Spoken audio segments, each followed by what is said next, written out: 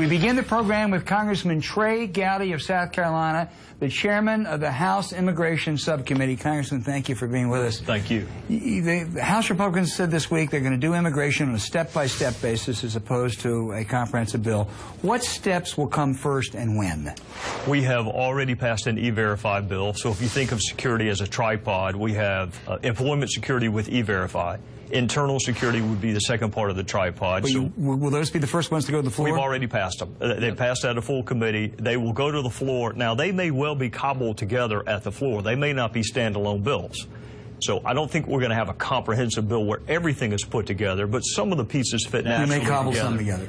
A guest worker program fits naturally with E-Verify. We passed a guest worker program, and we passed a high skills visa. So 4 out of Judiciary and a border security plan out of Homeland Security. And when do you think those will go to the floor? I don't think it'll be before August, but that's still being debated by people whose titles are a lot more important than mine. So we discussed it yesterday in conference, and I think it'll be when we come back in September as opposed to before the August break. There seems to be a split. That John Boehner and Paul Ryan have said, yes, do our individual bills step by step and maybe combine some, but we have to pass immigration this year.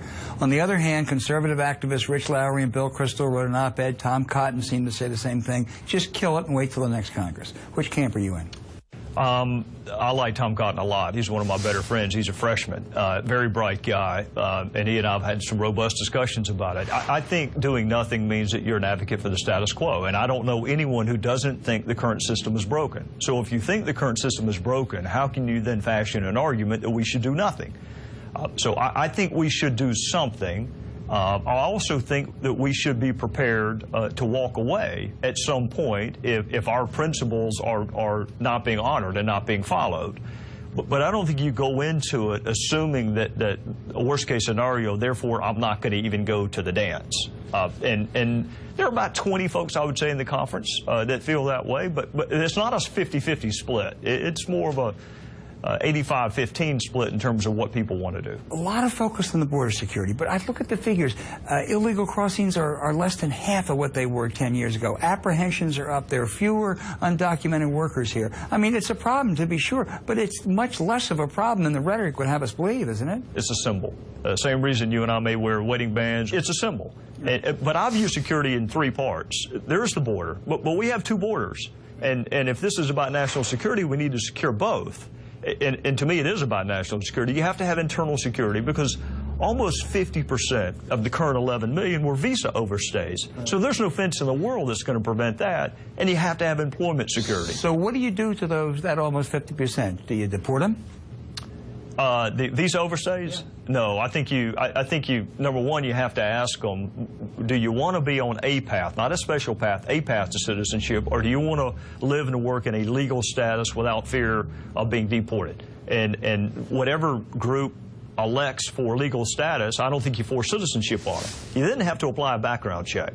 And the notion that 11 million of any category in this country could all pass a background check is not realistic. 11 million congressmen can't pass a background check. Right. So you apply a background check, and then it fits my eye better to divide the 11 million or whatever's left after a background check into natural subgroups. Children, for instance, would be on a much abbreviated path to citizenship.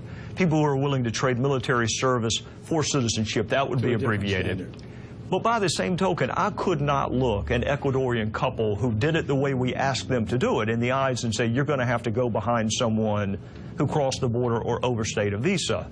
From a fairness standpoint, I can't do that. Your bills in the subcommittee also would empower state and local governments to enforce some of the immigration laws. You correctly say that this gets around the court ruling if Congress sanctions it.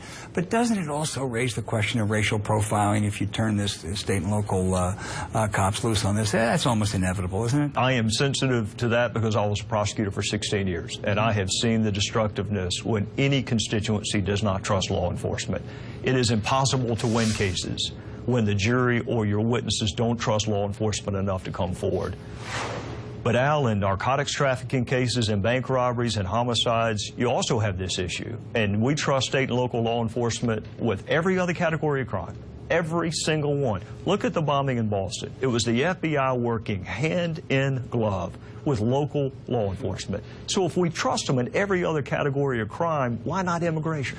You know, almost every major piece of legislation that passes the Congress, successfully at least, is bipartisan. And yet those bills in that Judiciary Committee, I don't think have gotten a single Democratic vote. That makes it look like you guys are engaged in a partisan activity. The Homeland Security Border Security bill actually was unanimous. Without divulging confidences, there were Democrats, I think, that could have embraced House Judiciary bills. The issue is you have a Senate bill that's lingering out there. And if you want the Senate bill, why would you cast a vote in favor of anything in the House? And I think we're going to have to work our way through the politics of that.